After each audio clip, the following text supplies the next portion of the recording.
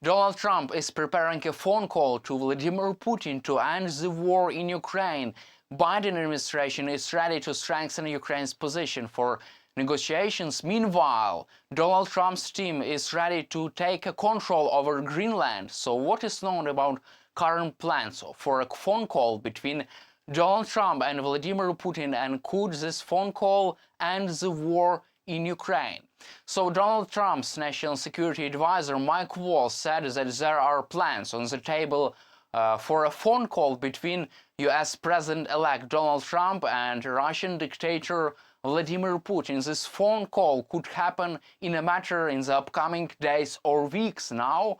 So Trump is ready to call Vladimir Putin and ask him to end the war in Ukraine, to enforce a ceasefire between Russia and Ukraine. Also, Mike Waltz is confident that a ceasefire deal would be a great option, great starting option, both for Ukraine and Russia to continue to negotiate a peaceful settlement of the war in Ukraine in the nearest future. Also, Mike Waltz said that there are upcoming plans for a big summit, big personal meeting between Donald Trump and Vladimir Putin, and Switzerland is ready to host this summit between both Donald Trump and Vladimir Putin. Also, Mike Waltz says that Ukraine would need to stabilize the front line to establish a demilitarized zone, and Ukraine would need to stabilize the situation on the front lines to reach a proper ceasefire deal in the nearest future. Also, Mike Waltz says that Ukraine really moves forward, and Ukraine would like to go all in, and that's why Ukraine also should solve the mobilization problems in conscription and mobilize and conscript even 18 years old men, because Ukraine now is conscripting only 25 years old and older men to the front lines. However, this is a big question on whether Trump's administration is ready to go all in and to allow Ukraine to strike deep inside Russia and to provide Ukraine with military assistance, because this is the only way how Trump can force Putin to negotiate a peaceful settlement of the war in Ukraine. Also, recently Vladimir Putin says that he would be ready for a compromise, but under what kind of terms this would be possible? There are lots of discussions about the peaceful settlement of the war, and also Trump's national security advisor proposed to create a demilitarized zone to enforce a ceasefire, but the big question is whether Vladimir Putin is ready to agree with such a proposal on a ceasefire right now. Meanwhile, Biden administration said that they will strengthen Ukraine's position for possible negotiations with Russia and with Ukraine. So Biden administration is confident that recent sanctions against Russian oil export has deepened bad situation for Vladimir Putin. Also, according to the President Biden, he believes that Ukraine can prevail over Russia because Russia faces the direst moment right now, the direst situation because of Western sanctions. However, White House is not confident that Vladimir Putin is ready for a compromise.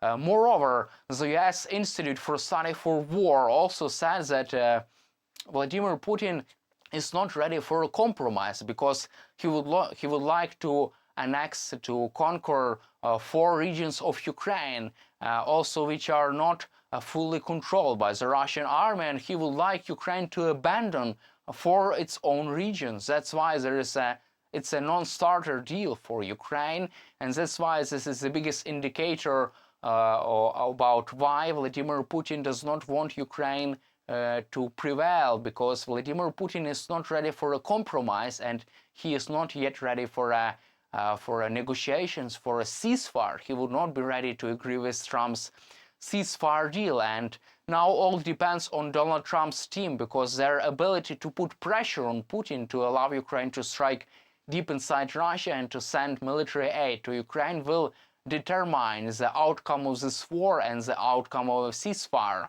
Only Trump's ability to put pressure on Putin will can force Vladimir Putin to agree with a ceasefire deal as soon as possible, but Stay with us on YouTube, and we will analyze the results of this phone call between Trump and Vladimir Putin, if it will happen, because it will be best indicator on whether the big summit between Trump and Putin will ever happen in Switzerland, because Vladimir Putin rejects all possible Trump's plans on a ceasefire. He would like only his ultimatums to be a part of the big plan to end the war in Ukraine, because he would like Ukraine to not to exist as a sovereign state. That's why he is pressing for 4 Ukraine regions totally occupied by Russia. This is Vladimir Putin's term for a ceasefire, but Donald Trump has the ability to force him to withdraw and to force him to agree with a ceasefire deal as soon as possible. At the same time, North Korean soldiers have suffered tremendous losses on Ukraine, on Ukrainian soil. 300 North Korean soldiers have already been killed, and 2,700 have been wounded, according to the South Korean intelligence. So South Korean intelligence is confident that North Korean are used as a cannon fodder in the war in Ukraine, because they do not know about the modern warfare. They don't know anything about modern warfare, because they haven't participated in overseas operations. They haven't even seen drones in their life. They try to shoot down drones with their rifles.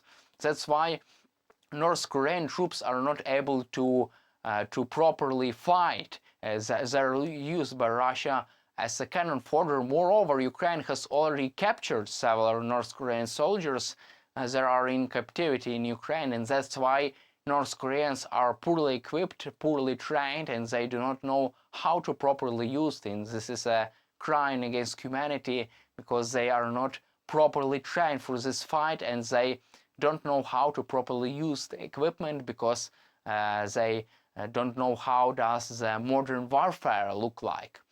At the same time, Donald Trump's team is ready to regain control, to take control of Greenland. However, they will like to use diplomatic means for this. So Danish government is ready for a compromise over Greenland, but they will not sell Greenland to Trump. They will like to establish a big peace deal, a big deal between the United States and Greenland, which will allow the United States to increase its military presence in Greenland, and that's how Donald Trump can make a victory from this case and make a adequate and normal, appropriate deal, because Greenland will not be sold to the United States or other allies. That's how Greenland could be controlled by the United States, because there is a big U.S. Military installations in the Greenland, and Donald Trump can reach a deal with the Danish government and just increase military presence there, and that's how they can defeat Russia and China in Antarctica, and that's how Donald Trump can easily strengthen U.S. positions on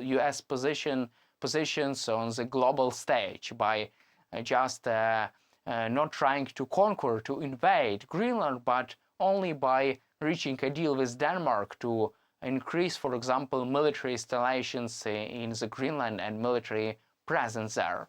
That's all for today. Subscribe to our YouTube channel, stay with us on YouTube, and glory to Ukraine.